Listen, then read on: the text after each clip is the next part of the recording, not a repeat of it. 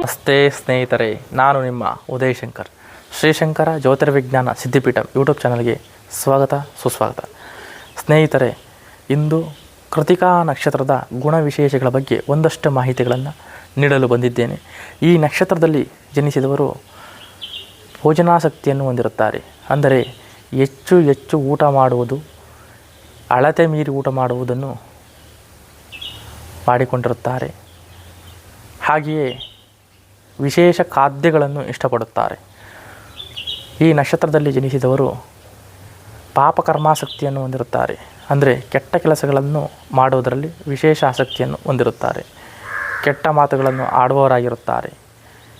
ಇವರು ಸಾರ್ವಜನಿಕ ಕ್ಷೇತ್ರದಲ್ಲಿ ಸೇವೆ ಮಾಡುತ್ತಿದ್ದರೆ ಅಂಥವರು ಪ್ರಭಾವಿಗಳಾಗಿರುತ್ತಾರೆ.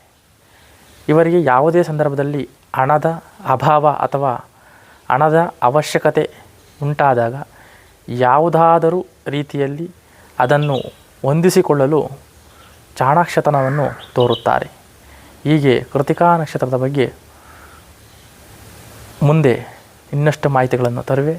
ಎಂದಿನಂತೆ ಈ ಮಾಹಿತಿಯು ಇಷ್ಟವಾಗಿದ್ದಲ್ಲಿ ಲೈಕ್ ಮಾಡಿ, ಶೇರ್ ಮಾಡಿ, ಸಬ್ಸ್ಕ್ರೈಬ್ ಮಾಡಿ. ಧನ್ಯವಾದಗಳು.